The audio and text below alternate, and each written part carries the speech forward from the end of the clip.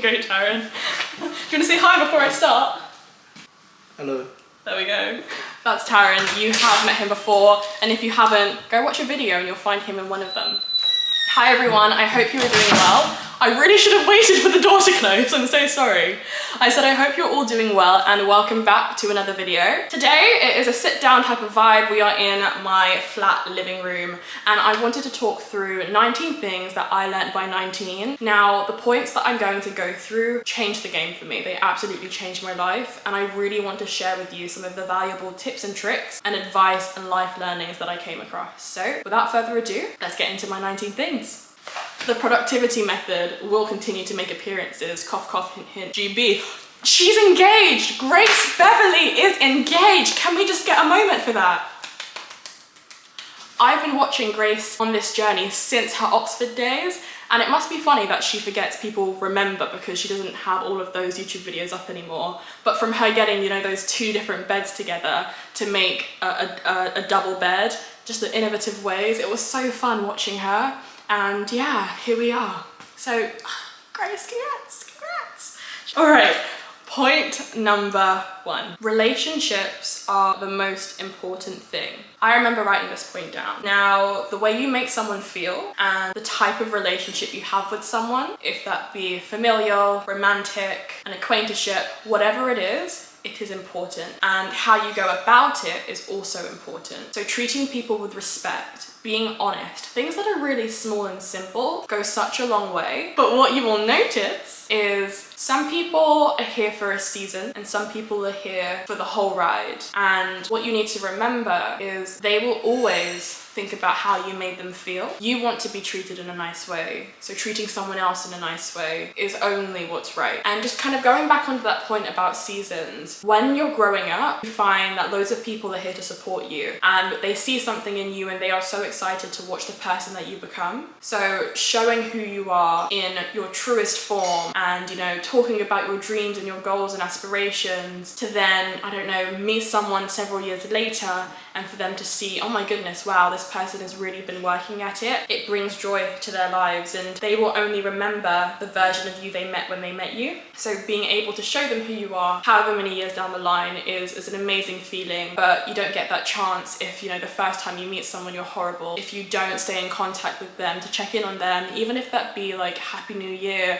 Merry Christmas, Happy Easter, or whatever festivities you celebrate. Treasuring relationships, old and new, long and short, it's so important. So I just want to plant that seed in your mind as it's something I'm learning, and I am so intentional with every relationship that I make. Also important to know the ones you don't want to pursue. All right, point number 2. It has to be two-way. Now, that's something that I think fits in to so many different scenarios. And what I was thinking about when I wrote this down is when you go on a journey of healing specifically, you might have healed before someone else has, and you have to respect that someone else might take longer to heal. So picture this scenario. I've had a falling out with a friend and, you know, a week in, I'm ready and I'm calling and I'm kind of like, okay, hi, are we going to meet up? Are we okay? And that person, you know, they're like, no, I'm still really, really hurt. Now that can do two things. That can make you be upset with that person's reaction, and that can also stop you from pursuing that relationship. When really, what you have to remember is the healing has to be two-way. So instead of feeling disheartened and stopping to pursue a relationship or, I don't know, any kind of situation and being upset by someone else's response of their own hurt, take a step back and realize, okay, my healing process was 1 week, but I have to let this person come to terms with, you know, their own hurt or their own situation, and when the time is right and when they're ready, we can move on. It has to be two-way. You can't be like, yeah, I'm healed, let's go. You don't have enough time to reflect on, you know, whatever's happened and your pain. I'm ready to move forward. You have to let both parties take their own time. Now that example I've used because yes, I have had instances where I've potentially had misunderstandings with people, had fallings out with people, and it's almost kind of like, I'm ready, it's on my terms, it's on, you know, my expectations. And what I've come to learn is no. It can take some people years to go through things, and it can take some people days. It has to be two-way. That's the only way you can move forward together. And sometimes that comes at compromise. Sometimes someone else might not have fully gotten over things, but you'll be like, okay, let's make this sacrifice and let's keep on going, and we'll find a way for you to keep healing along the way. I think that it's two-way with everything. In business relationships, if you want to pursue something to the best of your ability, especially when having business partners, and this goes back to my experience of building a business with one of my friends, we both had to be on the same page. And I think this is more just about any kind of partnership, any kind of thing where it comes together. It's never a one woman or one man or one person show. So please always remember that it has to be two-way. Oh, my favorite. I really like these points and it's really making me think. But the next point number 3, is action your ideas. Everyone has an idea. Everyone has the next big thing on their mind. But do you know what separates people who are successful from people who not so much? They action their ideas. I made a few comments when I first moved into my flat because I was like, you guys are really good. Like, you've got this TV up here. You've gotten all these things that you said you wanted to buy and put into the house within days of you saying it. So you meant what you said and you actioned those thoughts and ideas you had instead of procrastinating. But more so, if you want to start a business, if you want to start a new hobby, go for it. It really is a differentiator. You know, if you have an idea to start revising, do it. And you know what is going to help you so much more in the long term and in the long run. But that as a statement should stand on its own. Point number 5, I love this. This links in so perfectly to the previous point. No one's going to do it for you. You know those exams you sat and the revision you did? You did it. You got as much help and support from your support systems, but at the end of the day, you did it. There are so many things in life that only you can do for yourself, so please don't forget that. It may be hard, and trust me, I do understand, and I really do empathize. And you know what? There are some things in life that only you will understand how challenging they are. Only you will understand how rewarding they are and how much they're going to change your life if you do them. Take the fact that only you get it and do it for you and make you happy and proud. You've got to be there for yourself. You really do. Even in the toughest of days, breathe, do that thing that makes you happy, go on a walk, call a friend, call a family member, if that's what floats your boat. But just know it is down to you. And I really do wish you well. And this is something that I'm so glad I learned, but I'm still kind of pushing in. And quite recently I came through with a thought. It's a common thought, or I think it's a quote you've seen before probably, and it says, the things that I had to do to get me here won't be the things that I need to do to get me there. I really that struck me. I was like, damn, I've been feeling so tired lately because I'm putting in more work, but my mind and thought process hadn't aligned to the fact that I'm doing more work because I'm trying to take myself and or nearer to the next stage. So I just really want you to remember that no one is going to do it for you, and if you don't start, you are never going to see the finishing product that always could have been. All right, let's move on to my next point. This is my most sacred point, and it's a little bit different to what we've been saying before, but peace is a priority and you need to protect it. I have a bubble. My parents, my mentors, my close friends. If you are not feeding into my soul and I am not feeding into yours, no thanks. My peace, the feeling of entering my home and having no weight of negativity, is the best feeling ever. And I treasure that so much. And there is nothing that I will do to put that into jeopardy. And I want to make it clear, it's not that I'm not going to put myself through trials and tribulations and challenges. That's life. You don't wish it over yourself. But as long as you're learning, it's life. And I will be stressed. I've got schoolwork, I've got work. Those are kinds of things that kind of give me that adrenaline pump, and it's like, nope, this is the part of life. But if I don't have to check my phone thinking, oh, who's gonna message me? Whose negativity am I gonna be feeding into? Who's trying to pull me down and who's trying to do all these things? And nah, it's just not worth it. It's really not worth it. Having happiness and peace is the best feeling ever. Being light and free is amazing. Knowing that I've got no drama, I've got nothing that is, trying to ruin this peaceful state of mind is a blessing. I say it's a blessing because I am so truly grateful for the people who are around me who help maintain that peace. And I have just learned over time that that is my safe space. that feeling is a happy feeling and it will forever be a priority. I will never step foot into something, a relationship, an opportunity, and anything that I think will try and take away that peace from me. Nope, not worth it, because it's a priority. Okay, let's move on. Let's move on. Point number 6. I think I'm still preaching this to myself, and I definitely learned it, I think, leading up to just turning 19, is that if you are good, you are good. You know what I mean? Imposter syndrome? No. I started my business when I was 18 years old, and that was something you would never have heard me say months ago because I was so scared. I'm sorry this is in the frame, it's not giving. I was so scared to mention my age. I thought, you know what, I'm going to be overlooked so quickly. People are not going to have any trust in me. They are going to think that she's just a little girl trying to start something as big as she is, and it's not going to work.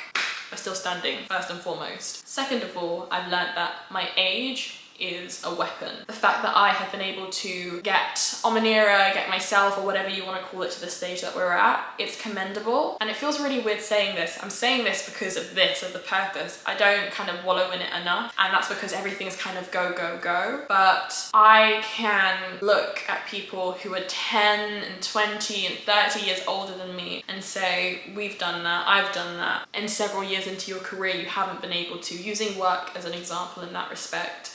So it really does just go to show that if you are good at something, people will acknowledge that, identify that, and continue to support you. I have clients who now know my age, and again, at first it was like, please don't fire me. Please continue working with me. I promise I'm good. And they're referring me to their client, and they're referring a work that we do, and it's just an ecosystem. So please never let your age, please never let anything that you think is detrimental to who you are or the work that you offer stop you from going on, and actually think that it could be your superpower. That's what it's turned out to be for me, and I know it can be the same for so many people. If you are good, you are good. Don't let anyone tell you otherwise. And I think that, what was his name? I can't remember the name, but there's this video that goes around of this man playing the violin in the subway, and he is, you know, an extremely established violinist. And was it the night before, he was playing in like a theatre or an auditorium full of thousands of people who've paid thousands of pounds to go and see him, but no one in that subway was really stopping for him or paid him any attention. And it's because he wasn't in an environment that could see the great work he is doing. If you are good at something, you need to be in an environment where people see you are good at it. And that's not easy. That, to be completely honest, is a matter of networking, putting yourself out there, and just keeping on going and doing it so that people who are in those rooms, who do understand and who do see your greatness, invite you into them and open the door and let you in. But just kind of wrapping up that point, if you are good at something, please don't let any societal norm that tells you you aren't because of that thing make you think that you're not.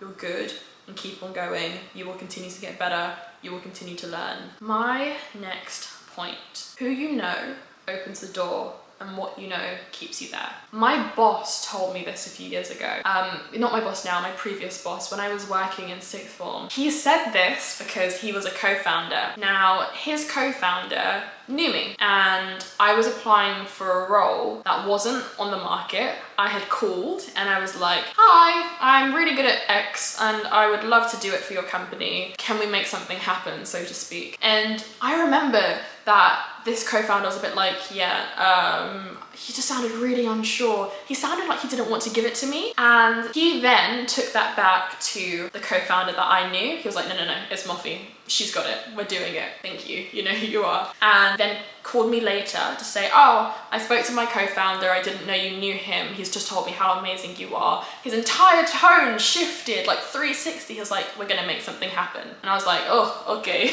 Thank you. It was about time.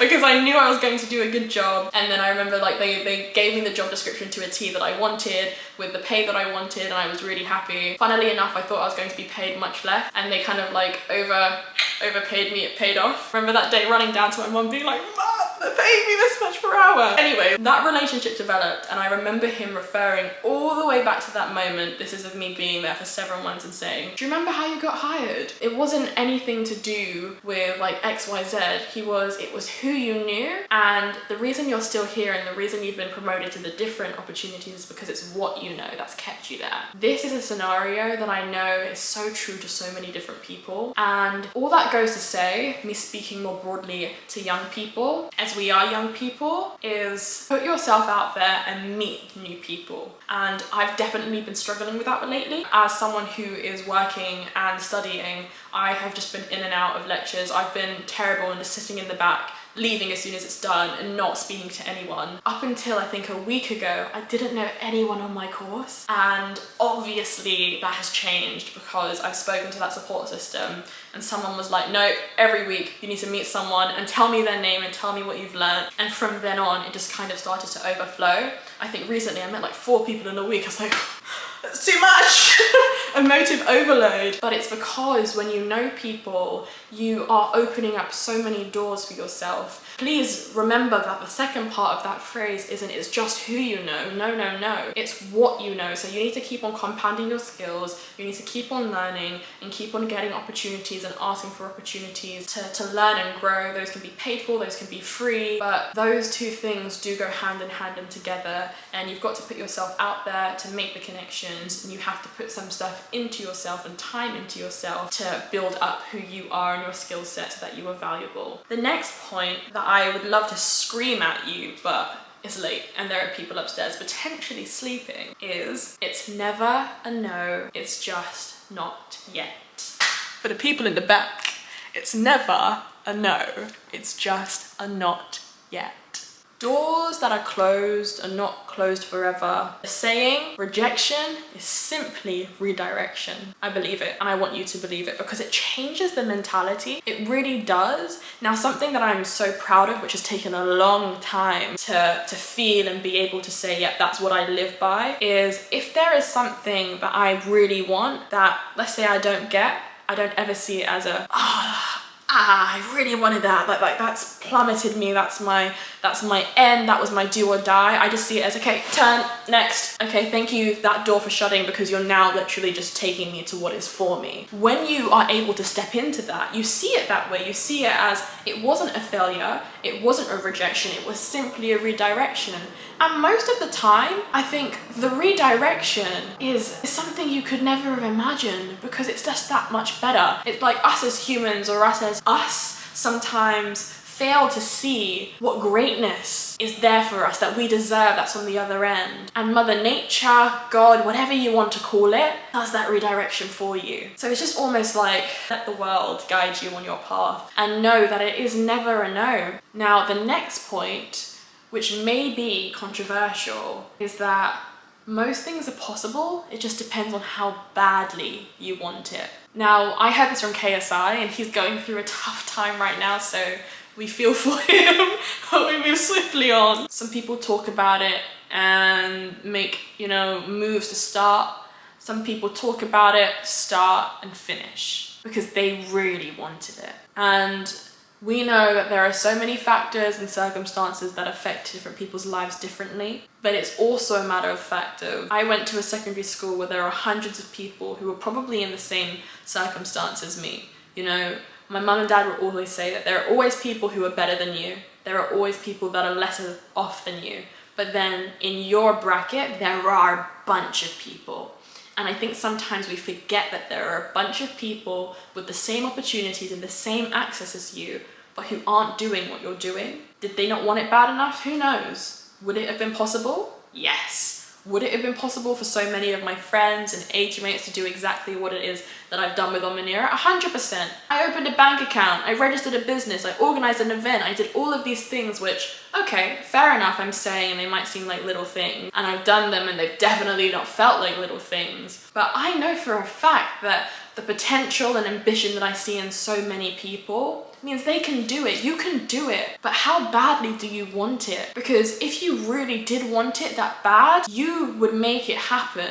And if you've not thought about it that way, want it harder. You know, it's those things that people say, oh, I'm sorry, I can't talk to you right now, I'm really busy. If they really wanted to, they would make time. And that's just the truth of the matter. So believe it, want it, and work as hard as you can to get it. Remembering the points I've said before, even if you hit some obstacles and trials and tribulations, maybe it's just a not yet, keep on going. You can do it. It is so possible. Just want it hard enough. Okay, the next point. Oh, I love this point because I've got examples. There is always a front door and a back door. We are nearing internship season. And so a lot of my flatmates, we've been talking about where are we going to apply. We have 4 computer science people in this house, woo, woo! And then we have some others. And we have been talking about different companies, different job specs and job roles. We had a conversation on the kitchen counter the other day, and one of my flatmates was asking me, oh, where should I apply? I really want to do this, this and this. I'm studying a really scientific-based course, so there are only certain opportunities. And I think they said something like, I've spoken to lots of second years and they've said that there aren't many opportunities in this field. There's one aspect of that, it's like, okay, these are second years, they're a bit more experienced, understood. But whenever someone gives you advice, this included, you take it with a pinch of salt and you apply it to your own situation. And what I said to her was, number one, well, there are places that are offering internships.